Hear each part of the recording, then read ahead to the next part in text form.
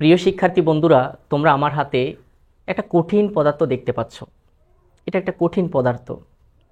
এটা হচ্ছে একটা মোটর বাইকের ব্যাটারি। এই মোটর বাইকের ব্যাটারিটা তোমরা স্পষ্টতে দেখতে পাচ্ছ, এটা একটা কঠিন পদার্থ। আমরা জানি 3 ধরনের পদার্থ আছে, কঠিন, তরল, বায়বীয়। এখন যদি আমি তোমাদের প্রশ্ন করি, এই ব্যাটারিটাকে, এই কঠিন পদার্থটাকে কিভাবে তোমরা তরল করবা, অর্থাৎ এটাকে তরল পদার্থে ডাইভার্ট তোমরা করো। তোমাদের মধ্যে যদি বিন্দুমাত্র বিজ্ঞানের একেবারে ন্যূনতম জ্ঞানটাও যদি থাকে, তোমরা অবভিয়াসলি একটা কাজ করবা, এই ব্যাটারিটাকে নিয়ে কোনো এমন জায়গাতে নিয়ে যাবা যেখানে তাপ প্রয়োগ করা যায়, অর্থাৎ তাপ প্রয়োগের মাধ্যমেই এই ব্যাটারিটাকে তোমরা তরল বানাইতে পারবা। আমরা যেহেতু এখন ক্লাস 9-এ পড়ছি, একেবারে ক্লাস 1 থেকে শুরু করে ক্লাস 9 পর্যন্ত এই 9 বছরে যেই বিজ্ঞানের জ্ঞানটা আমরা সঞ্চিত করেছি, সেই জ্ঞানের আলোকে বলতে পারি, একটা কঠিন পদার্থকে যদি তাপ প্রয়োগ করা হয়, সেই কঠিন পদার্থটা তরলে পরিণত হবে। পৃথিবীর যেই ধরনের কঠিন পদার্থ হোক, সেটা ব্যাটারি হতে পারে, ব্যাটারি না হয়ে অন্য কোনো কিছু হতে পারে। হ্যাঁ, লোহা হতে পারে, অ্যালুমিনিয়াম হতে পারে, স্বর্ণ হতে পারে, কাঠ হতে পারে, আমার হোয়াইট বোর্ড হতে পারে। পৃথিবীর যে কোনো কঠিন পদার্থকে শুধুমাত্র তাপ প্রয়োগের মাধ্যমে আগুন জ্বালিয়ে আমরা চাইলে সেই কঠিনটাকে তরল বানাতে পারি। শুধু তাই নয়, যাদের বিন্দুমাত্র সন্দেহ আছে যে আসলে কি এই কঠিন পদার্থকে তাপ প্রয়োগ করে আমরা তরল বানাতে পারবো, শুধুমাত্র তরল না, তুমি চাইলে এই কঠিন পদার্থটাকে গ্যাসও বানাতে পারবা। শুধুমাত্র একটা জিনিস প্রয়োগ করবা, তাপ। হয়তো তাপের মাত্রাটা একটু বাড়বে, হ্যাঁ, 3000-4000 ডিগ্রি সেলসিয়াস তাপমাত্রা হয়তো দিতে হতে পারে। সেটা হচ্ছে পদার্থের অবস্থা ভেদে। অর্থাৎ তুমি চাইলে পৃথিবীর যে কোনো কঠিন পদার্থকে তাপ প্রয়োগের মাধ্যমে তরল বানাতে পারবা, আবার তরল পদার্থকে গ্যাসীয় পদার্থে বানাইতে পারবা শুধুমাত্র তাপ প্রয়োগ করে। এখন তোমাদের অনেকের প্রশ্ন হতে পারে, স্যার আজকের ভিডিওর শুরুতে আপনি এরকম একটা ব্যাটারি এনে কেন আমাদেরকে কি বোঝাতে চাচ্ছেন? শিক্ষার্থী বন্ধুরা, আজকের ভিডিওর টপিকটা কিন্তু এটা, পদার্থের অবস্থার পরিবর্তন। এই টপিকটা কোথায় পাবা সেটা একটু বলি। সেটা হচ্ছে তোমাদের বিজ্ঞান অনুসন্ধানী পাঠের 2য় অধ্যায়, তাপমাত্রা ও তাপ, যে অধ্যায়টা ছিল সেই অধ্যায়টার 45 নম্বর পৃষ্ঠায় পদার্থের অবস্থার পরিবর্তন নামে একটা টপিক আছে। বেশ কিছুদিন ধরে অনেকগুলা কমেন্টস তোমরা দিচ্ছ, কমেন্টস করছো, স্যার আমাদের পদার্থের অবস্থার পরিবর্তন এই টপিকটা খুব সম্ভবত আপনি ভিডিও আপলোড করেননি। তো সব কিছু বিবেচনা করে ভাবলাম যে আসলে যেহেতু এই টপিকটা আমি বাদ রেখেছি, আমি বাদ রাখার একটা কারণ ছিল, এই টপিকটা ছিল মূলত তোমাদের তাপমাত্রা তাপ অধ্যায়ের 43 পৃষ্ঠার 2.5 টপিকের পদার্থের অবস্থার পরিবর্তনে তাপের প্রভাব, এই শিরোনামের পড়া ছিল। তা আমরা এটা নিয়ে কিন্তু অলরেডি কন্টেন্ট আপলোড করেছি। তো ভেবেছিলাম এই টপিকে যেহেতু আমরা অলরেডি ভিডিওটা আপলোড করে ফেলেছি, তার পরে কিন্তু আমাদের পদার্থের অবস্থার পরিবর্তন এই টপিকটা আছে। তা আমার মনে হচ্ছিল এটা কোনো কারণে হয়তো তোমাদের নাও লাগতে পারে। যেহেতু আমরা পদার্থের অবস্থার পরিবর্তনে তাপের প্রভাব, সেখানে কিন্তু আমরা বেশ কিছু বিষয় জানতে পেরেছি। কিভাবে কঠিন থেকে তাপ প্রয়োগ করে একটা পদার্থকে তরল করতে হয়, তরল থেকে কিভাবে কঠিন করতে হয়, আবার তরল পদার্থ থেকে কিভাবে একটা পদার্থকে গ্যাস করতে হয়, গ্যাস থেকে কিভাবে তরল করতে হয়, আবার কঠিন থেকে সরাসরি গ্যাস কিভাবে বানাতে হয়, আবার গ্যাস থেকে কিভাবে কঠিন বানাতে হয়। এবং প্রত্যেকটা কাজ কিন্তু তাপমাত্রার প্রয়োগের মাধ্যমে হয়েছে, তাপের প্রয়োগের মাধ্যমে, ঠিক আছে। এবং প্রত্যেকটা কলাকৌশল আমরা সেই ভিডিওতে আমরা আলোচনা করেছি। তারপরেই ভাবলাম আমাদের হয়তো এই পদার্থের অবস্থার পরিবর্তনের যে টপিকটা আছে সেটা আপলোড করার হয়তো কোনো প্রয়োজন হবে না। কিন্তু তোমরা কয়েকদিন ধরে যে পরিমাণ কমেন্ট করছো, সেই কমেন্টের সাপেক্ষে শেষ পর্যন্ত আমরা চিন্তা করলাম আমরা ফাইনালি পদার্থের অবস্থার পরিবর্তন এই শিরোনামে আমরা ভিডিওটা বানিয়ে ফেলবো। স্পেশালি বিশেষ করে এই টপিক পড়তে গেলে 45 নম্বর পৃষ্ঠায় আসলে সেখানে একটা গ্রাফ দেখতে পাবা। এই ছক নিয়ে তোমাদের অনেকের সমস্যা আছে। হুবহু ছকটা আমি এখানে নোটেশন করেছি। আর এই ছকটা যদি তুমি কোনোভাবে বুঝতে পারো, আমার মনে হয় তুমি 100% পদার্থের অবস্থার পরিবর্তনটা বুঝতে পারবা, এবং তাপ প্রয়োগের প্রভাবে কিভাবে এই কলাকৌশলটা, এই মেকানিজমটা হয়, সেটা তুমি 100% বুঝতে পারবা। সো ভিডিওটা একটু ধৈর্য সহকারে দেখো, এবং নতুন শিক্ষার্থী যারা আছো, আমাদের ঠিক এই ভিডিওর মাধ্যমে কানেক্ট হয়েছো, তাদেরকে বলবো, যদি আমাদের প্রত্যেকটা কাজ সবার আগে তুমি পেতে চাও, আমাদের চ্যানেলটি এখন এই মুহূর্তে সাবস্ক্রাইব করে আমাদের সাথে থাকবা, ঠিক আছে। তো এবার এই ছকটা বোঝানোর আগে আমি বইয়ের প্রথম যে প্যারাটা আছে, সেই প্যারাটা আগে পড়ে শোনাই, কারণ বইয়ের প্রথম ভূমিকাটা পড়লে মনে হয় কিছু আইডিয়া তোমাদের হবে, তারপর আমরা আস্তে আস্তে ছকে চলে যাব। তো প্রথমে যে লেখাটা আছে, বরফ কিংবা মোমকে যদি তাপ দিয়ে গলানো হয় তাহলে সেগুলো গলার সময় তাপমাত্রা একই থাকে। একটু কথাটা বোঝার চেষ্টা করো। বরফ কিংবা মোম দুটো কিন্তু কঠিন পদার্থ। মোমবাতি, আমরা কারেন্ট না থাকলে যেই বাতিগুলো জ্বালাই বাড়িতে বাসায়, মোমবাতি, এবং বরফ, আমরা গরমকালে খুব বেশি পরিমাণে এই বরফটাকে ব্যবহার করি। এই বরফ এবং মোমকে যদি তাপ দিয়ে গলানো হয়, যখন আমরা তাপ দিয়ে গলাবো তখন সেগুলো গলার সময় তাপমাত্রা একই থাকে। যখন এরা গলতে থাকে, একটা বরফ যখন গলতে থাকবে অথবা একটা মোমবাতি যখন গলতে থাকবে, তখন নাকি তার তাপমাত্রা একই থাকে। কেন, কিভাবে, একটু পরে বলছি। অন্যান্য কঠিন পদার্থকে গলিয়ে তরল করতে গেলেও একই ঘটনা ঘটে। এই যে একটু আগে আমি ব্যাটারির উদাহরণটা দিলাম, সেখানে যদি তুমি ব্যাটারিটাকেও কি করবা, যদি তরল করতে চাও তখন তাকে তাপ দিতে হবে। তো তাপ দিতে দিতে একটা সময় ব্যাটারিটা কি গলতে শুরু করবে। তো যতক্ষণ গলতে থাকবে, অর্থাৎ গলাটা শুরু হলো, ব্যাটারির একটা প্রান্ত মনে করো গলাটা শুরু হলো, এখানে মনে করো একটা কোণা গলতে শুরু করলো, এই পুরো ব্যাটারিটা যতক্ষণ পর্যন্ত গলা শেষ হবে না, আধা ঘন্টা লাগুক অথবা 1 ঘন্টা লাগুক, যতটুকু সময় লাগুক না কেন, এই পুরো ব্যাটারিটা যতক্ষণ পর্যন্ত গলবে না ততক্ষণ পর্যন্ত এর তাপমাত্রা কখনোই বাড়বে না। তুমি থার্মোমিটার দিয়ে যদি এর তাপমাত্রা পরিমাপ করো, এর গলা শুরু থেকে শেষ পর্যন্ত এই ব্যাটারিটার তাপমাত্রার 1 ডিগ্রিও পরিবর্তন হবে না। ঠিক আছে? তো এবার কেবল ভিন্ন পদার্থের জন্য তাপমাত্রাটি ভিন্ন হয়, শুধুমাত্র পদার্থের অবস্থা ভেদে, পদার্থ ভেদে এই তাপমাত্রাটা ভিন্ন ভিন্ন হয়। অর্থাৎ কলমের জন্য যখন কলমটা গলতে শুরু করবে, গলা শুরু থেকে শেষ পর্যন্ত এক ধরনের তাপমাত্রা থাকবে। আবার যদি আমি আমার এই হোয়াইট বোর্ডটা গলানো শুরু করি আগুনে নিয়ে তাপ প্রয়োগ করে, তখন এই হোয়াইট বোর্ডটা গলা শুরু থেকে গলার শেষ পর্যন্ত তাপমাত্রা একই থাকবে। তবে এই মার্কারের গলার তাপমাত্রা এবং এই হোয়াইট বোর্ডের গলার তাপমাত্রা কিন্তু একই থাকবে না। তদ্রূপ এই ব্যাটারিটার গলা শুরু থেকে এবং শেষ পর্যন্ত তাপমাত্রা একই থাকবে, কিন্তু ওই তাপমাত্রাটা মার্কার এবং হোয়াইট বোর্ডের তাপমাত্রার সাথে কখনোই মিলবে না। অর্থাৎ অবস্থা ভেদে এই গলন তাপমাত্রাটা ভিন্ন ভিন্ন হয়। তোমরা জানো যে কঠিন থেকে তরলে রূপান্তরিত হওয়ার প্রক্রিয়াটির নাম গলন। অর্থাৎ যখন একটা কঠিন পদার্থকে আমরা তাপ প্রয়োগ করে গলাতে আরম্ভ করব, কঠিন থেকে তরলে রূপান্তরিত করব, তখন সেই প্রক্রিয়াটার নাম হচ্ছে গলন। যেহেতু গলে যায়, এই মার্কারটাকে যদি আমি এখন তাপ প্রয়োগ করে গলাতে আরম্ভ করি, একটা সময় এটা গলতে শুরু করবে, এই প্রসেসটার নাম হচ্ছে গলন। অর্থাৎ কঠিন থেকে তরলে রূপান্তরিত হওয়ার যে প্রক্রিয়া, সেই প্রক্রিয়াটার নাম হচ্ছে গলন। আর গলন ঘটার এই নির্দিষ্ট তাপমাত্রাটি হচ্ছে গলনাঙ্ক। তাহলে একটা নির্দিষ্ট সময় পর আমার এই মার্কারটা গলতে শুরু করবে, হ্যাঁ, এবং গলতে যখন শুরু করবে তখন পুরো মার্কারটা একটা সময় গলে যাবে। আর এই গলার সময় যে তাপমাত্রাটা থাকবে, মার্কারের যে তাপমাত্রাটাই মার্কার আসলে মার্কারটা গলতে শুরু করবে, সেই তাপমাত্রাটা হচ্ছে এই মার্কারের গলনাঙ্ক। আমি ব্যাটারির উদাহরণ দিয়েছিলাম। এই যে ব্যাটারিটা, মনে করো এই ব্যাটারিটাকে আমি গলাতে শুরু করলাম, আমি চুলার উপরে দিলাম, হ্যাঁ, একটা পাত্রের উপরে দিলাম, ধরো কিছুক্ষণ পর, আধা ঘন্টা 1 ঘন্টা পরে এই ব্যাটারিটা গলতে শুরু করলো। এখন এই ব্যাটারি যখন গলতে শুরু করবে তখন সেই ব্যাটারিটা একটা নির্দিষ্ট তাপমাত্রায় আসবে। ধরো কথার কথা 2000 ডিগ্রি সেলসিয়াস আসার পর তখন এই ব্যাটারিটা গলতে শুরু করলো। এবং একটু আগে বলেছিলাম যতক্ষণ না পর্যন্ত এই পুরো ব্যাটারিটা গলবে না ততক্ষণ পর্যন্ত এই ব্যাটারির তাপমাত্রা কখনো বাড়বে না। অর্থাৎ তুমি থার্মোমিটার দিয়ে যদি দেখো, দেখবা যে গলা শুরু থেকে শেষ পর্যন্ত তাপমাত্রাটা কিন্তু 1 ডিগ্রিও চেঞ্জ হবে না। তো যে তাপমাত্রায় এই ব্যাটারিটা গলতে শুরু করবে সে তাপমাত্রাটাকে বলা হবে গলনাঙ্ক। তাহলে আমরা গলনাঙ্ক কি একটা বিষয় জেনে গেলাম, যে তাপমাত্রায় একটা কঠিন পদার্থ গলতে শুরু করে সেটা হচ্ছে গলনাঙ্ক।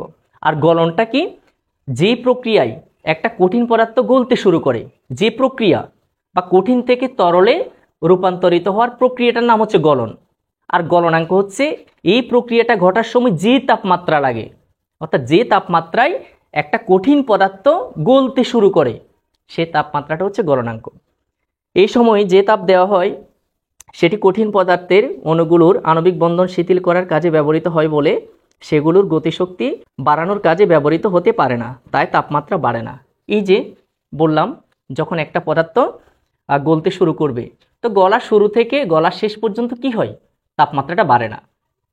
তো এই যে তুমি তাপটা দিচ্ছ, উদাহরণস্বরূপ আমি যদি এখানে একটা উদাহরণ দেওয়ার চেষ্টা করি, মনে করো এটা একটা কঠিন পদার্থ, হ্যাঁ, এই যে ব্যাটারি মনে করতে পারো অথবা অন্য কিছু হতে পারে। এখন আমি এটাকে তাপ দিলাম। এখন তাপ দিতে দিতে যখন আমি মনে করো কথার কথা 1500 ডিগ্রি সেলসিয়াস তাপমাত্রা প্রদান করলাম, তখন এটার মনে করো এই কোণাটা গলতে শুরু করলো, ফোটায় ফোটায় গলতে শুরু করলো। যখন গলতে শুরু করবে, তুমি তাপটা কিন্তু অনবরত দিয়ে যাচ্ছ, এটা কন্টিনিউয়াসলি তুমি তাপটা দিচ্ছ। তাপটা তুমি যত বাড়াও না কেন, এই যে পদার্থটা এটা সম্পূর্ণ গলার আগ পর্যন্ত তাপমাত্রা কিন্তু 1500 ডিগ্রি থেকে 1 ডিগ্রিও বাড়বে না। সম্পূর্ণ কঠিন পদার্থ গলে যাওয়ার পর তখনই কেবল এটা 1500 থেকে 1501 ডিগ্রি, 1502 ডিগ্রি, 1503 ডিগ্রি, 1504 ডিগ্রি, এইভাবে তাপমাত্রাটা বাড়তে থাকবে। তাহলে কতক্ষণ পর্যন্ত বাড়বে না? গলার শুরু থেকে শেষ পর্যন্ত পুরোটা গলে যাওয়ার পর যখন পুরোটা তরল হয়ে যাবে তখনই তাপমাত্রাটা বাড়বে। এখন প্রশ্ন হচ্ছে, এই যে তাপমাত্রাটা তুমি দিচ্ছ পদার্থটাকে গলানোর জন্য, হ্যাঁ, যখন গলতে শুরু করলো সেই পর্যন্ত গলতে শুরু করার আগ পর্যন্ত তাপমাত্রাটা বেড়েছে, কিন্তু যখনই গলার শেষ পর্যন্ত তাপমাত্রাটা আর বাড়ছে না। প্রশ্ন হলো, এই তাপমাত্রাটা যে তুমি দিচ্ছ নিচে দিয়ে, তাপমাত্রাটা যাচ্ছে কোথায়? স্যার আমি তো তাপটা দিচ্ছি, তাপটা তো আমি অনবরত চলতেছে, হ্যাঁ, হয়তো পদার্থটার ঠিক আছে তাপমাত্রাটা বাড়লো না, কিন্তু এই তাপটা কি গ্রহণ করতেছে, কোথায় বা যাচ্ছে? সেটার উত্তর হচ্ছে, বইতে লেখা আছে, সেটার উত্তর হচ্ছে এই যে পদার্থের অবস্থাটার পরিবর্তন হচ্ছে, এখানে যে অসংখ্য কণা আছে, যে কোনো কঠিন পদার্থের, শুধুমাত্র কঠিন পদার্থ না, যে কোনো পদার্থ অসংখ্য ক্ষুদ্র ক্ষুদ্র কণা দিয়ে গঠিত। এই কণাগুলো আস্তে আস্তে ওই তাপটা শোষণ করে এদের অবস্থাটা পরিবর্তন হচ্ছে, অর্থাৎ কণাগুলোর হয়তো আস্তে আস্তে ফাঁক হয়ে যাচ্ছে, আন্তঃআণবিক শক্তিটা কি আস্তে আস্তে কমে যাচ্ছে, কণাগুলোর আকর্ষণ বলটা শিথিল হয়ে যাচ্ছে। তখন এই পদার্থটা আস্তে আস্তে গলতে শুরু করবে, তরলে রূপান্তরিত হবে। এই তরল হওয়ার কাজটাই করে দিচ্ছে কে? ওই যে বাড়তি তাপটা তুমি দিচ্ছ নিচে দিয়ে, সেই তাপটাই মূলত এই কঠিন পদার্থের অবস্থার পরিবর্তনে সাহায্য করছে। তাপমাত্রাটা বাড়ছে না, যে পদার্থটাকে তুমি কঠিন থেকে তরল বানাতে চাচ্ছ, যখনই গলা শুরু করলো সেখানে কিন্তু তাপমাত্রা দেওয়ার পরে তাপটা বাড়ছে না। তাহলে তাপটা যাচ্ছে কোথায়? তাপটা যাচ্ছে মূলত এই যে পদার্থটা কঠিন থেকে তরল হচ্ছে, এই কঠিন থেকে তরল হতে যে কণাগুলো আস্তে আস্তে তাদের বন্ধন শক্তিটা হারাচ্ছে, হ্যাঁ, আস্তে আস্তে তরলে পরিণত হচ্ছে, সেই অবস্থার পরিবর্তনের কাজটা কিন্তু এই বাড়তি তাপমাত্রাটা করে দিচ্ছে। ঠিক আছে, আমরা বইয়ে আসি আবার। তাই তাপমাত্রা বাড়ে না, চিত্র 2.8। 2.8 বলতে যে চিত্রটা আছে সেটা আমি এখানে লিখেছি। এবার আসো আমি একটু চিত্রটা গুছিয়ে দিই। এটা একটা গ্রাফ, আর আমার মনে হয় এই গ্রাফটা যদি তুমি কোনোভাবে বুঝে ফেলো, আমার মনে হয় না তোমাকে এই পদার্থের অবস্থার পরিবর্তনে তাপের প্রভাব নিয়ে কেউ আটকাতে পারবে। তো আমরা চেষ্টা করবো এখন এই গ্রাফটা বোঝার জন্য। ঠিক আছে, এই গ্রাফটাতে কি আছে, আমরা একটু বোর্ডটা ক্লিন করে ফেলি। এই গ্রাফটা একটু দেখো, এই গ্রাফটা নিয়েই তো তোমাদের অনেক সমস্যা, তাহলে গ্রাফটা আগে বুঝে ফেলো। এই যে গ্রাফ, এটা আমি বই থেকে হুবহু এখানে লিখেছি। এই গ্রাফটার এটা হচ্ছে 0, 20, 40, 60, 80, 100, এগুলো হচ্ছে তাপমাত্রা, অর্থাৎ 20 ডিগ্রি। এখানে আসলে তোমার এটা হচ্ছে 20 ডিগ্রির লাইন, এটা 40 ডিগ্রির লাইন, এটা 60 ডিগ্রি, এখানে আসলে 80 ডিগ্রি, এখানে 100 ডিগ্রি, আরও দিতে পারতাম, তোমার ইচ্ছা। এই যে এখানে লেখা আছে তাপমাত্রা, অর্থাৎ উপরের দিকে তাপমাত্রা ডিগ্রি সেলসিয়াসে। তাপমাত্রা কিন্তু অনেক একক আছে, কিন্তু কেলভিন আছে, ফারেনহাইট আছে, সেলসিয়াস আছে। আমরা এখান থেকে আমরা সেলসিয়াস স্কেলে তাপমাত্রাটা লিখলাম। ডান দিকে দেখো সময়, এখান থেকে তুমি এদিকে সময়টা যাচ্ছে, আমরা সময়টা ধরতে পারি আসলে। এখানে এটাকে 0 সেকেন্ড ধরলে এটা মনে করো 5 সেকেন্ড, এটা 10 সেকেন্ড, এটা 15 সেকেন্ড, 20 সেকেন্ড, মনে করো 25, 30, 35, 40, আরও লেখা যেত, আমরা দিলাম না আমাদের হিসাবের সুবিধার্থে। এটা 0, 5, 10, অর্থাৎ যত এদিকে যাবে তত সময় বাড়বে, যত উপরের দিকে যাবে তত তাপমাত্রা বাড়বে। এখন এটা হচ্ছে মূলত পদার্থের অবস্থার পরিবর্তন বোঝার জন্য এই গ্রাফটা যারা বইটা বানিয়েছে তারা এখানে বইটাতে ইনক্লুড করেছে। এখন এই গ্রাফটাতে কি আছে, অথবা এই গ্রাফটার অর্থই বা কি? এখানে এদিকে সময়, ডান দিকে সময়, উপরের দিকে তাপমাত্রা, আসলে এটা দ্বারা কি বোঝাচ্ছে? ছোট্ট করে বলি, মনে করো আমরা একটা ফ্রিজ থেকে, আমরা যেহেতু পদার্থের অবস্থার পরিবর্তন এই টপিকটা পড়তে যাচ্ছি, প্রথম আমরা একটা কঠিন পদার্থকে চিন্তা করব, কঠিন থেকে তরল করব, আবার তরল থেকে গ্যাস বানাবো। পদার্থের অবস্থা মানে কঠিন থেকে তরল, তরল থেকে গ্যাস হওয়া। আর এই অবস্থার পরিবর্তনের পিছনে সবচাইতে ম্যান্ডেটরি যে বিষয়টা, যে ভূমিকাটা রাখে, সেটা হচ্ছে তাপমাত্রা। এখন মনে করো আমি ফ্রিজ থেকে একটা বরফ বের করলাম, কথার কথা মনে করি এটা -20 ডিগ্রিতে বরফ হবে। -20 ডিগ্রি সেলসিয়াসে কিন্তু বরফ থাকবে, শুধুমাত্র মাইনাস না, 0 ডিগ্রি সেলসিয়াসের নিচে -1 ডিগ্রি, -2 ডিগ্রি, -3 ডিগ্রি, -100 ডিগ্রি, এগুলাতে কিন্তু সব তরল পদার্থ কিন্তু বরফ থাকবে। কারণ আমরা জানি 0 ডিগ্রিতে বরফটা গলতে শুরু করে, 1 ডিগ্রি, 2 ডিগ্রি, 3 ডিগ্রিতে সবগুলো পানি থাকবে, আবার 100 ডিগ্রিতে পানিটা কি ফুটতে শুরু করবে, কিন্তু 0 ডিগ্রির নিচে পানিটা বরফ থাকবে। মনে করো ফ্রিজ থেকে একটা বরফ আমরা এখানে রাখলাম, এই 0 সেকেন্ড সময়ে মনে করো আমরা একটা ফ্রিজ থেকে বরফ আনলাম। এখন বরফটা এখানে দিতে পারি অথবা নাই বা দিলাম, আমরা গ্রাফটা বোঝা দরকার। এখন এটা হচ্ছে প্রথম 0 সেকেন্ড সময়, মনে করো এটা -20 ডিগ্রি, এই সময় এটা 0 সেকেন্ড সময়, আর 0 সেকেন্ড সময়ে বরফটা হচ্ছে কত, -20 ডিগ্রি। এখন এটাকে আমরা এনে তাপ দেওয়া শুরু করলাম। ধরো এই বরফটাকে আমরা সাপোজ আমরা তরল করব, এখান দিয়ে আবার তাপ দিলাম, যে বরফটার তাপমাত্রা হচ্ছে -20 ডিগ্রি। এখন যখন তাপ দেব, প্রথমে 0 সেকেন্ড, যখন ফ্রিজ থেকে আনলাম তখন তো শুরুতে কোনো সময় থাকবে না, ফ্রিজ থেকে বের করছি 0 সেকেন্ড সময়, এবার তাপ দেওয়া শুরু করলাম সাথে সাথে, তাহলে আস্তে আস্তে সময় বাড়তে বাড়তে মনে করো 5 সেকেন্ড হলো। ততক্ষণে মনে করো যেহেতু তাপটা চলতেছে, 5 সেকেন্ড সময় পরে মনে করো এই বরফটার তাপমাত্রা, এই বরফের তাপমাত্রা মনে করো 0 ডিগ্রি সেলসিয়াস হয়ে গেল। প্রথমে ছিল বরফটা -20 ডিগ্রি, তো -20 ডিগ্রিতে পানিটা বরফ ছিল, ফ্রিজ থেকে নিয়ে আসছি আমি, হ্যাঁ, -20 ডিগ্রিতে এটা বরফ ছিল। যখন আস্তে আস্তে আমি তাপমাত্রা দিতে থাকলাম, তাপ প্রয়োগ করতে থাকলাম, 1 সেকেন্ড, 2 সেকেন্ড, 3 সেকেন্ড, যদিও আরও অনেক সময় লাগবে, তারপর আমি হিসাবের সুবিধার্থে মনে করো 5 সেকেন্ড সময়ে দেখো যত এদিকে যাচ্ছে তত কিন্তু রেখাটা উপরের দিকে উঠতেছে। তো উপরের দিকে ওঠা মানে কি, উপরের দিকে উঠতেছে মানে তাপমাত্রা বেড়ে যাচ্ছে, আর ডান দিকে যাওয়া মানে সময়টা বাড়তেছে। একটা পর্যায়ে যখন 5 সেকেন্ড হলো, তখন দেখো তাপমাত্রা কিন্তু এখানে, এই যে রেখাটা কিন্তু তখন এখানে চলে আসছে এই বিন্দুতে। তো 5 সেকেন্ড সময়ে তাপমাত্রা দেখো এখানে এসে মিলেছে, এদিকে হচ্ছে 0 ডিগ্রি, এদিকে 5 সেকেন্ড। তো 5 সেকেন্ড সময়ে যে বরফটাকে আমি ফ্রিজ থেকে নিয়ে আসলাম, সেই ফ্রিজটা কিন্তু 5 সেকেন্ড সময়ে 0 ডিগ্রি সেলসিয়াস তাপমাত্রায় চলে গেল। এখন এই যে একটু আগে বললাম, একটা বরফ ততক্ষণ পর্যন্ত বরফ থাকবে যতক্ষণ পর্যন্ত সে 0 ডিগ্রির নিচে থাকবে। 0 ডিগ্রিতে আসলে সে বরফটা আর বরফ থাকবে না, সে আস্তে আস্তে গলতে শুরু করবে, কারণ বরফের গলনাঙ্ক হচ্ছে 0 ডিগ্রি। যদি পানিতে কোনো ভেজাল না থাকে, বরফে কোনো ভেজাল না থাকে, বিশুদ্ধ বরফ হয়, তখন কিন্তু সে 0 ডিগ্রিতে গলতে শুরু করবে। এখন মনে করো এই তাপমাত্রা দিতে দিতে আস্তে আস্তে -20 ডিগ্রি থেকে এ তাপ গ্রহণ করতে করতে একটা পর্যায়ে মনে করো 0 ডিগ্রি হলো বরফের তাপমাত্রা, তখন দেখবা যে এর একটা কোণা দিয়ে গলা শুরু করবে, আস্তে আস্তে পানি হওয়া শুরু করলো। তো সেটা গ্রাফের মধ্যে দেখালাম যে 5 সেকেন্ড সময় 0 ডিগ্রি। এখন একটু আগে বললাম যতক্ষণ পর্যন্ত এই পুরো বরফটা গলবে না ততক্ষণ পর্যন্ত বরফের তাপমাত্রা বাড়বে না। তুমি তাপ দিতে আছো, অসুবিধা নাই, তুমি তাপটা দাও, সেটা তোমার ব্যাপার, কিন্তু এই বরফটা যতক্ষণ পর্যন্ত পুরোটা গলবে না ততক্ষণ পর্যন্ত তুমি থার্মোমিটার দিয়ে মেপে দেখো এটা তাপমাত্রা সবসময় 0 ডিগ্রি থাকবে।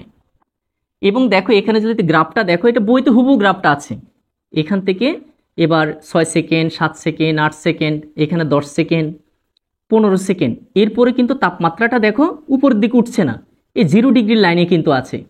তার মানে 15 সেকেন্ড পর্যন্ত বরফের তাপমাত্রা একটুও বাড়ে নাই, তার মানে বরফটা ততক্ষণ পর্যন্ত গলতেছে। এবং 15 সেকেন্ড টাইম যখন গেল তখনই পুরোপুরি বরফটা গলে গেল। ঠিক আছে, প্রথমে ছিল -20 ডিগ্রি, ফ্রিজ থেকে যখন বের করেছি তখন ছিল 0 সেকেন্ড, এবং সময় যত বাড়লো 5 সেকেন্ড সময় পরে এই বরফটার তাপমাত্রা 0 ডিগ্রি হলো, এবং তাপমাত্রাটা অব্যাহত আছে, তাপটা আমরা সরাই নাই, তাপটা আমরা দিতে আসি, অব্যাহত আছে। তখন একটা সময় 15 সেকেন্ড পরে পুরো বরফটা মনে করো গলে গেল। কথার কথা 15 সেকেন্ড সময় যাওয়ার পরে পুরো বরফটা গলে গেল। এর আগে একটু একটু গলতে শুরু করছিল 5 সেকেন্ড সময়ে, 15 সেকেন্ড টাইমে গিয়ে পুরো বরফটা গলে গেল। এই যে 5 সেকেন্ড থেকে 15 সেকেন্ড পর্যন্ত দেখো তাপমাত্রার যে রেখা, সেই রেখাটা কিন্তু একটু উপরের দিকে উঠে নেয়, তার মানে 0 ডিগ্রি থেকে আর বাড়লো না। এবার বরফ গলা শেষ, 15 সেকেন্ড সময় বরফটা সম্পূর্ণ গলে গেল। মনে করো এই বরফটা সম্পূর্ণ পানি হয়ে গেল। কথার কথা, এটা মনে করো এখন পানি আছে, তাপমাত্রাটা এখন 0 ডিগ্রি আছে। এবার যখন 16 সেকেন্ড, 17 সেকেন্ড, 20 সেকেন্ড টাইমটা আস্তে আস্তে বাড়তে থাকবে, তখন কিন্তু ওই যে বরফ থেকে পানি হয়ে গেল, এই পানির তাপমাত্রাটা কিন্তু এখন বাড়তে আসে, এখন কিন্তু বাড়তে থাকবে। এবং তোমরা দেখো এই যে এটা শুধু বাড়তে আসে, যত সময় যাচ্ছে ডান দিকে যাচ্ছে, এই যে ডান দিকেও যাচ্ছে উপরের দিকেও যাচ্ছে, তাপমাত্রা বাড়তেছে, বাড়তে বাড়তে একটা সময় এই যে 100 ডিগ্রি বরাবর চলে আসলো। এবং সেটা কত সেকেন্ড সময়ে, দেখো আমরা সেকেন্ডটা একটু দেখি, মনে করো 25 সেকেন্ড সময়ে, 25 সেকেন্ড সময়ে এই পানির তাপমাত্রা কোথায় চলে আসলো, 100 ডিগ্রি সেলসিয়াস তাপমাত্রা চলে আসলো। তখন কিন্তু তাপমাত্রাটা বেড়েছে। তাপমাত্রাটা বাড়ে নাই কখন, যখন বরফটা গলা শুরু করলো এবং বরফটা সম্পূর্ণ গলার আগ পর্যন্ত তাপমাত্রা বাড়ে নাই। যখনই বরফটা গলা শেষ, তখন ছিল কত, 15 সেকেন্ড সময়। এরপর 16 সেকেন্ড থেকে 25 সেকেন্ড পর্যন্ত আমরা তাপ দিতে থাকলাম এবং তাপমাত্রাটা বাড়তে থাকলো। তাপমাত্রা বাড়তে বাড়তে একটা সময় 100 ডিগ্রিতে চলে আসলো। তখন কিন্তু কি হলো, তখন আমাদের সময় ছিল মাত্র 25 সেকেন্ড। 25 সেকেন্ডে তাপমাত্রা বাড়তে বাড়তে কততে আসলো, 100 ডিগ্রিতে আসলো। 100 ডিগ্রিতে যখন আসবে, তখন এই পানিটা ফুটতে থাকবে। যেটা আমরা রান্না করার সময়, তোমরা যদি দেখে থাকো বাড়িতে যখন আম্মু রান্না করে, দেখবে যে একটা সময় তরকারি, হ্যাঁ, অথবা ভাত ফুটতে থাকে, ওই ফুটা মানে স্ফুটন। তখন বুঝতে হবে যদি পানি হয় সেটা 100 ডিগ্রিতে আসার পরই পানিটা ফুটে। তো মনে করো 100 ডিগ্রিতে আসার পর এই পানিটা ফুটা শুরু করলো, অর্থাৎ স্ফুটন প্রক্রিয়াটা শুরু। এবং আরও মজার বিষয়, 100 ডিগ্রিতে যখন এসছে দেখো এইখান থেকে এই পর্যন্ত আর তাপমাত্রাটা একটুও বাড়ে নাই, 100 ডিগ্রি থেকে একটুও বাড়ে নাই। কেন বাড়ে নাই, কারণ এই যে 25 সেকেন্ড সময়ে এটা ফুটতে শুরু করলো। যখন ফুটা শুরু করবে পানিটা, অর্থাৎ বাষ্প হওয়া শুরু করবে, সেই বাষ্প হওয়া শুরু থেকে বাষ্প হওয়ার শেষ পর্যন্ত আবার একইভাবে এই যে এখানে যেরকম তাপমাত্রা বাড়ে নাই, বাষ্প হওয়ার শুরু থেকে যতক্ষণ না পর্যন্ত সবগুলো পানি বাষ্পীভূত না হবে, ততক্ষণ পর্যন্ত তাপমাত্রাটা কিন্তু একটুও বাড়বে না। অর্থাৎ এই যে 25 সেকেন্ড থেকে 35 সেকেন্ড, এই যে সময়টা, সেখানে কিন্তু 100 ডিগ্রি সেলসিয়াস তাপমাত্রা কিন্তু রয়ে গিয়েছে। তার মানে তখন তাপমাত্রা বাড়ে নাই। এই 35 সেকেন্ডে যখন তাপমাত্রা 35 ডিগ্রি ছিল, তখন কিন্তু এই অবস্থায় এসে 35 সেকেন্ডে এসে সম্পূর্ণ পানি বাষ্পীভূত হয়ে গেল। তখন কিন্তু আবার তাপমাত্রা বাড়বে। এরপরে 36, 37, 38 সেকেন্ড সময়ে কিন্তু দেখো এই রেখাটা উপরের দিকে উঠে গেছে, যদি আমরা সেটা দেখাই নাই, তার মানে সেটা 100 ডিগ্রি থেকে উপরে। অর্থাৎ দিন শেষ আমরা এটা বলতে পারি, যখন একটা কঠিন পদার্থ গলতে শুরু করে, তখন যখন গলতে শুরু করে গলা শেষ হওয়া পর্যন্ত এটা তাপমাত্রা বাড়বে না। তুমি তাপ দিবা কিন্তু তাপটা বাড়বে না। সেই তাপটা কোথায় যায়, ওই পদার্থের অবস্থার পরিবর্তনে, অর্থাৎ কঠিন থেকে যে তরল হচ্ছে সেই কাজে ব্যবহৃত হয়ে যাচ্ছে। আবার যখন একটা কঠিন তরল হওয়ার পর বাষ্প হওয়া শুরু করে, তখন বাষ্প হওয়ার শুরু থেকে বাষ্প হওয়ার শেষ পর্যন্ত তাও তাপমাত্রাটা কিন্তু বাড়ে না। তাপমাত্রাটা যায় কোথায়, তখন ওই যে অবস্থার পরিবর্তন, অর্থাৎ তরল থেকে যে বাষ্প হচ্ছে, এই বাষ্পীভূত হওয়ার যে অবস্থার পরিবর্তন ঘটছে, সেখানেই ওই বাড়তি তাপটা, তুমি যে তাপটা দিচ্ছ সেটা কিন্তু ব্যবহার হয়ে যাচ্ছে। ঠিক আছে, এরপরে কিন্তু যখন সম্পূর্ণ তরলটা বাষ্পে রূপান্তরিত হবে, যেটা আমরা 35 সেকেন্ডে দেখিয়েছিলাম, তারপর থেকে কিন্তু আবার তাপমাত্রাটা বাড়বে। এটা হচ্ছে মূল মেকানিজম। এবার একটু বইয়ে যাই, শখটা তো বুঝলাম, এবার আমরা একটু বইয়ে দেখি এখানে তারা কি লিখেছে। তো একইভাবে পানি ফোটাতে গেলেও একই ঘটনা ঘটে, অর্থাৎ পুরো পানিটুকু ফুটে বাষ্পীভূত হওয়ার আগে পর্যন্ত তাপমাত্রা একই থাকে। এটা আর বলা লাগবে না, এই যে আমরা বলেছি যখন বাষ্পীভূত হবে, এখান থেকে এই পর্যন্ত পানি ছিল, এখান থেকে এই পর্যন্ত গলতেছে, এখান থেকে এই পর্যন্ত বরফ ছিল, এটা ছিল তোমার কি, এটা এটা গলার শুরু, এটা গলার শেষ। এরপরে তাপমাত্রাটা বাড়তে থাকলো, বাড়তে বাড়তে এখানে 100 ডিগ্রি আসলো, এখান থেকে এই পর্যন্ত আবার 100 ডিগ্রি। এবং এটা হচ্ছে তোমার স্ফুটন প্রক্রিয়া। এরপরে এটা হচ্ছে তোমার যখন গ্যাস হয়ে গেছে, তখন কিন্তু আবার তাপটা কিন্তু বৃদ্ধি পাবে।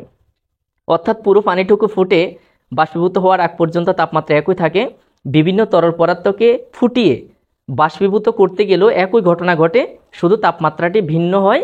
তাপ প্রয়োগের কারণে তরল পদার্থ বাষ্পে রূপান্তরিত হওয়ার প্রক্রিয়াটির নাম বাষ্পীভবন। ওই যে গলন বলছিলাম, কঠিন থেকে তরল হওয়াটা গলন। আর যে তাপমাত্রায় গলে যায়, গলন প্রক্রিয়া সম্পূর্ণ হয়, সেটা হচ্ছে গলনাঙ্ক। আর বাষ্পীভবনটা কি, তাপ প্রয়োগের কারণে যখন কোন একটা তরল পদার্থ বাষ্পে রূপান্তরিত হয়, অর্থাৎ তরল ছিল সেই তরলটা আস্তে আস্তে বাষ্পে রূপান্তরিত হচ্ছে, গ্যাসে রূপান্তরিত হচ্ছে, এই প্রসেসটার নাম বাষ্পীভবন। আর বাষ্পীভবন ঘটার এই নির্দিষ্ট তাপমাত্রাকেই পদার্থটির স্ফুটনাঙ্ক বলা হয়। আর যখন এই বাষ্পীভবন প্রক্রিয়াটা ঘটবে, এই বাষ্পীভবন প্রক্রিয়াটা ঘটার জন্য অর্থাৎ তরল থেকে গ্যাসে রূপান্তরিত হওয়ার জন্য যে তাপমাত্রাটা ব্যবহৃত হয়, যে তাপমাত্রাটা লাগছে, সে তাপমাত্রাটাকে বলা হয় স্ফুটনাঙ্ক। তাহলে আমরা বাষ্পীভবনটা কিন্তু আবার স্ফুটনও বলতে পারবা। স্ফুটনটা হচ্ছে কি, তরল থেকে বাষ্প হওয়া। আর বাষ্পীভবন যেটা, সেটাও কিন্তু তরল থেকে বাষ্প হওয়া। আর যে তাপমাত্রা এটা ঘটে সেটা কিন্তু স্ফুটনাঙ্ক। গলন কিংবা বাষ্পীভবন ঘটানোর জন্য বাইরে থেকে তাপ দিতে হয়।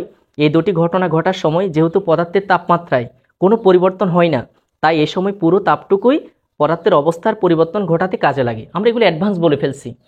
যখন গলন প্রক্রিয়া সম্পূর্ণ হয় অথবা যখন বাষ্পীভবন প্রক্রিয়াটা সম্পূর্ণ হয়, এই যে গলন, বাষ্পীভবন, তখন কিন্তু আমরা তাপটা দিচ্ছি, কিন্তু পদার্থের তাপমাত্রাটা বাড়ছে না। থার্মোমিটার দিয়ে যখন আমরা মেপে দেখব, তখন ওই অবস্থায় তাপমাত্রাটা কিন্তু বাড়ছে না। এই তাপটা মূলত এই যে স্পষ্টতে লেখা আছে, পদার্থের অবস্থার পরিবর্তন ঘটাতে কাজে লাগে। পদার্থের পরিমাণ যত বেশি হয় তত বেশি তাপের প্রয়োজন। পদার্থের ভরটা যত বেশি, ছোট একটা পদার্থ নাও, সেখানে অবস্থার পরিবর্তনের সময় তাপটা একটু কম লাগবে। যখন পদার্থটা বড় হবে, তখন ওই যে গলার শুরু থেকে গলার শেষ পর্যন্ত, অথবা বাষ্প হওয়ার শুরু থেকে বাষ্প হওয়ার শেষ পর্যন্ত, এই সময় তাপটা বেশি দিতে হবে, কারণ পদার্থটা বড়, তার ভরটা বেশি। বিভিন্ন পদার্থের জন্য এই পরিমাণটি কম বেশি হয়ে থাকে। পদার্থের অবস্থার পরিবর্তন ঘটাতে ব্যবহৃত এই তাপকে বলা হয় সুপ্ত তাপ। এই তাপটাকে সুপ্ত তাপ বলা হয়। খুব ইম্পর্টেন্ট একটা প্রশ্ন, সুপ্ত তাপ কি? এই যে তুমি যখন 0 ডিগ্রি সেলসিয়াস তাপমাত্রা আসলা, তখন কি বললা? যে বরফটা গলতে শুরু করলো, কিন্তু বরফটা সম্পূর্ণ গলার আগ পর্যন্ত এই বরফের তাপমাত্রা কিন্তু বাড়ে নাই। তাহলে তুমি তাপ দিচ্ছ, তাপটা কোথায় যাচ্ছে? তাপটা যাচ্ছে অবস্থার পরিবর্তনের জন্য। যখন পদার্থটার তরল থেকে গ্যাস হয় অথবা কঠিন থেকে তরল হয়, তখন তাদের যে অবস্থার পরিবর্তন হয়, সে অবস্থার পরিবর্তনের জন্য ওই বাড়তি তাপটা ব্যবহৃত হয়। তো এই তাপটাকে বিজ্ঞানের ভাষায় বলা হয় সুপ্ত তাপ, অর্থাৎ যে তাপটা পদার্থের অবস্থার পরিবর্তনের জন্য ব্যবহৃত হয়, তখন সেটাকে বলা হয় সুপ্ত তাপ। তবে এই সুপ্ত তাপটা দুই ধরনের, একটা হচ্ছে গলনের সুপ্ত তাপ, আরেকটা হচ্ছে তোমার বাষ্পীভবনের সুপ্ত তাপ। তো গলনের সুপ্ত তাপ কোনটা? যখন গলন প্রক্রিয়া হয়, তখন তো তাপ দিলে ওই গলন প্রক্রিয়াটা যে পদার্থের হয়, সেই পদার্থের তাপমাত্রাটা কিন্তু বাড়ছে না। ওই মুহূর্তের ওই তাপটাকে বলা হয় সুপ্ত তাপ, অর্থাৎ যে তাপটা গলন প্রক্রিয়াটা সম্পূর্ণ করে, পদার্থের অবস্থার পরিবর্তন ঘটায়, কিন্তু মিশ্রণের তাপমাত্রাটা বাড়ে না, সেই তাপটাকে বলা হয় গলনের সুপ্ত তাপ। আর বাষ্পীভবনের সুপ্ত তাপ হচ্ছে যখন বাষ্পীভবন প্রক্রিয়া সম্পূর্ণ হয়, তখন যে তাপটা প্রয়োজন হয়, সেই তাপটা হচ্ছে বাষ্পীভবনের সুপ্ত তাপ। বস্তুর সুপ্ত তাপ জানা থাকলে আমরা খুব সহজেই কোনো পদার্থের অবস্থার পরিবর্তনে প্রয়োজনীয় তাপ কিউ বের করতে পারবো। কারণ বস্তুর ভর যদি এম হয় আর সংশ্লিষ্ট অবস্থা পরিবর্তনের সুপ্ত তাপ যদি এল হয়, তাহলে কিউ সমান এম এল। তাহলে আমরা কোন একটা বস্তুর তাপের পরিমাণটা বের করতে পারি, তবে তার জন্য ওই বস্তুটার ভর এম জানা থাকতে হবে এবং সুপ্ত তাপ জানা থাকতে হবে। মনে করো কোনো একটা পদার্থের যখন ধরো বাষ্পীভবন ঘটছে, তখন মনে করো সুপ্ত তাপ কথার কথা এল, অথবা ওই পদার্থটার অবস্থার পরিবর্তনে যে তাপটা ব্যবহৃত হয়েছে, যেটাকে আমরা সুপ্ত তাপ বলছি, সেটা মনে করো এল, এবং ওই পদার্থটার ভর মনে করে এম। তাহলে ওই পদার্থের মোট প্রয়োজনীয় তাপ কিউ সমান হবে এম গুণ এল। এলটা হচ্ছে সুপ্ত তাপ, এমটা হচ্ছে ওই পদার্থের ভর, এবং এই দুটাকে গুণ করলে কিন্তু আমরা কি তাপটা পেয়ে যেতে পারি। আমি লাইনটা আরেকবার পড়ছি। বস্তুর সুপ্ত তাপ জানা থাকলে আমরা খুব সহজেই কোনো পদার্থের অবস্থার পরিবর্তনে প্রয়োজনীয় তাপটা বের করতে পারবো। অর্থাৎ কোনো একটা পদার্থের অবস্থার পরিবর্তনে কঠিন থেকে তরল বা তরল থেকে গ্যাস, এই কাজটা করতে যে পরিমাণ তাপটা লাগবে, সেই তাপটা কত হতে পারে, সেই প্রয়োজনীয় তাপটা কত। মনে করো আমি মার্কারটাকে কঠিন থেকে তরল বানাবো, এখানে কতটুকু তাপ আমাকে দিতে হবে। তো সেই তাপটা বের করার জন্য তোমাকে যেটা জানতে হবে সুপ্ত তাপ। এই যে দেখো, প্রয়োজনীয় তাপটা যদি কিউ হয় আর এই মার্কারটার অবস্থার পরিবর্তনের যে সুপ্ত তাপ সেটা যদি তোমার এল হয়, আর এই মার্কারটার ভর যদি এম হয়, তাহলে আমরা এই মার্কারটার ভর গুণ সুপ্ত তাপ, এই দুটাকে গুণ দিলে নাকি এই মার্কারটার প্রয়োজনীয় তাপটা বের করে ফেলতে হবে। প্রয়োজনীয় তাপ বলতে এই মার্কারটার অবস্থার পরিবর্তনে, অর্থাৎ এটাকে কঠিন থেকে তরল বা গ্যাস বানাবো, যেটা করি না কেন, অবস্থার পরিবর্তনে যে তাপটা লাগবে সেই তাপটা আমরা ভর এবং সুপ্ত তাপ দিয়ে গুণ করলে আমরা সেই তাপটা, প্রয়োজনীয় তাপটা পেয়ে যাব। ঠিক আছে, তো এবার পরে পেজে একটা অঙ্ক দেওয়া আছে, বরফ গলনের সুপ্ত তাপ 33,600 জুল পার কেজি। এই অঙ্কটা আমরা আজকে করছি না, যদি আশা করি পারবা, সহজ আছে। যদি প্রশ্ন থাকে কারো, সমস্যা হয়, তাহলে কমেন্ট সেকশনে কমেন্ট করবা। আমি এটা নিয়ে ছোট্ট 10 থেকে 12 মিনিটের একটা ভিডিও তোমার জন্য আপলোড করব, একদম বেসিক আলোচনা করব। আর যদি সমস্যা না হয়, হ্যাঁ, তাহলে তোমরা চালিয়ে যাও, সেটা নিয়ে আর কোনো ভিডিও বানানোর দরকার হবে না। তোমরা জানাবা কমেন্ট সেকশনে, অবশ্যই তোমরা কমেন্ট করে জানাবা। আর যারা আমাদের নতুন শিক্ষার্থী, আবারও বলছি, আমাদের চ্যানেলটি সাবস্ক্রাইব করো। আর পুরাতনটা তো সবসময় সাপোর্ট করছো, ভিডিওতে লাইক করবা। আর যদি বুঝে থাকো, অবশ্যই আমাদেরকে একটা ধন্যবাদ দিতেই পারো। ঠিক আছে, আমাদের অ্যাপ্রিসিয়েট করার জন্য, যাতে আমরা যেই পরিমাণ পরিশ্রম করে তোমাদের জন্য চেষ্টা করছি, আশা করি আমাদের এই শ্রমটাকে আরেকটু বেগবান করার জন্য তোমরা সবসময় আমাদের সাথে থাকবে এঙ্গেজমেন্ট দিয়ে। হ্যাঁ, লাইক করবা, কমেন্টস করবে এবং নতুন শিক্ষার্থীরা অবশ্যই সাবস্ক্রাইব করবা। এবার নিচের দিকে আমরা লাইনটা পড়ি। অঙ্কের ব্যাপারে যেটা বললাম, যদি সমস্যা হয় কমেন্ট করবা। তাপ বাড়ানোর সময় যেহেতু একটা নির্দিষ্ট তাপমাত্রায় পৌঁছানোর পর গলন এবং বাষ্পীভবন ঘটে থাকে, তাই তোমাদের ধারণা হতে পারে সেই তাপমাত্রায় না পৌঁছানো পর্যন্ত প্রক্রিয়াগুলো ঘটে না। কিন্তু সেটা সত্যি নয়। পানির স্ফুটনাঙ্ক 100 ডিগ্রি সেলসিয়াস, কিন্তু আমরা দেখতে পাই একটি মেঝেতে পানি পড়ে থাকলে ঘরের স্বাভাবিক তাপমাত্রায় দেখতে দেখতে সেটা শুকিয়ে যায়। ঘরে একটু পানি ফেলছো, তো পানি ফেলার পর দেখতেছো যে একটু পরে পানিটা থাকছে না। এখন পানির তাপমাত্রা হচ্ছে, পানির স্ফুটনাঙ্ক হচ্ছে 100 ডিগ্রি, অর্থাৎ পানিটা যদি 100 ডিগ্রি সেলসিয়াস তাপমাত্রায় আসে, তখনই কেবল কি হবে, এটা বাষ্প হয়ে চলে যাবে। কিন্তু আমি ঘরের মধ্যে পানি ফেললাম ফ্লোরে, একদম মাটিতে পড়লে তো হয়তো অনেকে বাবা মাটি টেনে ফেলছে, শুষে ফেলছে, কিন্তু তুমি ফ্লোরের মধ্যে পানি ফেলো, দেখবা যে সেই ফ্লোর থেকেও পানিটা কিছুক্ষণ পরে ভ্যানিশ, কেউ মুছে নাই, পানিটা কিন্তু ঠিকই অদৃশ্য হয়ে যাবে। এটার কারণ কি? এটার কারণ হচ্ছে তোমার সেখানে 100 ডিগ্রি সেলসিয়াস তাপমাত্রার দরকার নাই, কিন্তু এই পানিটা বাষ্পীভূত হওয়ার জন্য যে পরিমাণ তাপের দরকার সেটা 100 ডিগ্রি হতে পারে, সেই 100 ডিগ্রিটা তুমি তাপ দেওয়ার দরকার নেই। এই 100 ডিগ্রি সেলসিয়াস তাপমাত্রাটা পানিটা বিভিন্ন উৎস থেকে পেয়ে যায়, বায়ুমণ্ডল থেকে পেতে পারে, জলীয়বাষ্প থেকে পেতে পারে। এরপরে তোমার মনে করো যে ফ্লুইডটা আছে, ফ্লুইডটা অনেক বিভিন্ন সময় অত্যাধিক মাত্রায় গরম থাকে, ফ্লুইডে যে কণাগুলো থাকে সেখান থেকে তাপটা শোষণ করতে পারে, নানান দিক থেকে এই তাপটা সে শুষে নিতে পারে। তে তাপটা শোষণ করে দেখবা যে কিছুক্ষণ পরে ফ্লুইডের পানিটা, পাকা ঘর, সেখানে পানিটা আর নাই, তাহলে পানিটা গেল কোথায়? ওই সে তার বাষ্পীভূত হওয়ার জন্য যে তাপটা লাগতেছে, সে তাপটা সে কোনো না কোনো উৎস থেকে পেয়ে যাচ্ছে, যার কারণে তুমি সেই পানিটাকে একটু পরে দেখতেছো যে ওটা বাষ্প হয়ে চলে গেছে। হাতে একটু অ্যালকোহল লাগিয়ে ফুঁ দিলে আমরা সেই জায়গাটুকু শীতল অনুভব করি। অ্যালকোহল বাষ্পীভূত হওয়ার জন্য তার সুপ্ত তাপটুকু আমাদের ত্বক থেকে নিয়ে নেয় বলে এরকমটি ঘটে। তাহলে অ্যালকোহল, হোমিওপ্যাথিক ডাক্তারের দোকানে গেলে আমরা এটার সাথে মোটামুটি পরিচিত হালকা অ্যালকোহলটা। তো অ্যালকোহলটা যখন হাতের মধ্যে পড়বে জ্বল উঠবে তোমার প্রথম দিকে, দেখবে যে কিছুক্ষণ পরে নাই। কিন্তু এই অ্যালকোহলের যে স্ফুটনাঙ্ক, অর্থাৎ অ্যালকোহলটা বাষ্প হওয়ার জন্য প্রায়, আমি যদি ভুল না হই, 78 ডিগ্রি সেলসিয়াস তাপমাত্রা লাগে, অথবা এর আশেপাশে কোনো তাপমাত্রা হতে পারে। যদি সঠিক হয় 78 ডিগ্রি সেলসিয়াস তাপমাত্রা। কিন্তু 78 ডিগ্রি সেলসিয়াস তো তোমার ত্বকে থাকার কথা নয়, কিন্তু একটু পরে দেখবা অ্যালকোহলটা চলে গেছে। মূলত অ্যালকোহলের স্ফুটনাঙ্ক যে 78 ডিগ্রি সেলসিয়াস, এই তাপমাত্রাটা কিন্তু সে কোনো না কোনোভাবে আমাদের ত্বক থেকে শোষণ করে ফেলছে, যার কারণে আমাদের ত্বকটা কিন্তু ঠান্ডা অনুভূত হয়। এই ত্বক থেকে সে তাপমাত্রাটা কী করে শুষে নেয়, তারপর সেটা ব্যবহার করে সে কিন্তু আস্তে আস্তে বাষ্প হয়ে চলে যায়, যার কারণে আমরা এই অ্যালকোহলটা দেখি না। আমরা যদি পদার্থের আণবিক মডেলে ফিরে যাই, তাহলে বিষয়টি বোঝা মোটো কঠিন নয়। একটি অণু যদি কোনোভাবে যথেষ্ট শক্তি পেয়ে যায় এবং তার কারণে যদি তার গতিশক্তি যথেষ্ট বেড়ে যায়, তাহলে সেটি কঠিন কিংবা তরল পদার্থের পৃষ্ঠদেশ থেকে বের হয়ে আসতে পারে। কোনো কারণে স্ফুটনাঙ্ক অথবা গলনাঙ্ক যেটাই বলো, কোনো কারণে যদি একটা কণা সেই তাপমাত্রাটা পেয়ে যায়, তাপশক্তিটা পেয়ে যায়, তখন সে ওই পদার্থের পৃষ্ঠদেশ থেকে বের হয়ে যাবে, সে সেখানে থাকবে না, কারণ সে স্ফুটনাঙ্কের সমান পরিমাণ তাপমাত্রা পেয়ে গেল, তাহলে সে সেখানে থাকবে না, সে বাষ্প হয়ে আস্তে আস্তে চলে যাবে, অথবা গলনাঙ্কের সময় গলতে থাকবে। যে কোনোভাবে সে যদি এই শক্তিটা পেয়ে যায়, কঠিন কিংবা তরল পদার্থের পৃষ্ঠদেশে যেহেতু অসংখ্য অণু ক্রমাগত আঘাত করছে, তাই তাদের আঘাতে কোনো কোনো অণু মুক্ত হয়ে যাবার মতো শক্তি পেয়ে যেতে পারে। আমরা সবাই এই প্রক্রিয়াটা দেখেছি। তাহলে একটা পদার্থের মধ্যে যে বিভিন্ন প্রকার কণা থাকে, তারা এক অন্যকে আঘাত করছে, এই আঘাতের কারণে অনেক সময় কণাগুলো অনেক সময় তার প্রয়োজনীয় শক্তিটা পেয়ে যায়। তো এই প্রয়োজনীয় শক্তিটা পেয়ে গেলেই সে আস্তে আস্তে সেখান থেকে কি চলে যেতে থাকে, মুক্ত হয়ে পৃষ্ঠদেশ থেকে বাষ্প হয়ে চলে যায় অথবা তরল হয়ে যায়। পানির বাষ্পীভবনের সময় পানি যেরকম আর বাষ্পীভবনের সুপ্ত তাপটুকু নিয়ে নেয়, এর উল্টোটুকুও সত্যি। বাষ্প যখন পানির কণায় পরিণত হয় তখন বাষ্পীভবনের সুপ্ত তাপটুকু তাপ হিসেবে ফিরিয়ে দেয়। ঘূর্ণিঝড়ের সময় পানি সমুদ্রের পৃষ্ঠদেশ থেকে বাষ্পীভবনের সুপ্ত তাপ নিয়ে জলীয় বাষ্পে পরিণত হয়ে উপর উঠে যায়। সেখানে শীতল হওয়ার পর জলকণায় পরিণত হওয়ার সময় বাষ্পীভবনের সুপ্ত তাপটুকু শক্তি হিসেবে বের হয়ে আসে। এই শক্তি ঘূর্ণিঝড়ের প্রচণ্ড শক্তি হিসেবে কাজ। তা আশা করি এগুলো বুঝবা, তোমরা নিজেরাই পড়ে নিবা। তো আশা করি তোমাদের যাদের সমস্যা ছিল, যারা কমেন্টস করছো কয়েকদিন ধরে, আশা করি তাদের সমস্যার সমাধান আজকের এই ভিডিওর মাধ্যমে হয়ে গিয়েছে। প্রিয় শিক্ষার্থী বন্ধুরা, আবারও রিকোয়েস্ট করব, যারা আমাদের সম্পূর্ণ ভিডিওটা দেখেছে এবং ভালো লেগেছে তারা ভিডিওতে লাইক করো।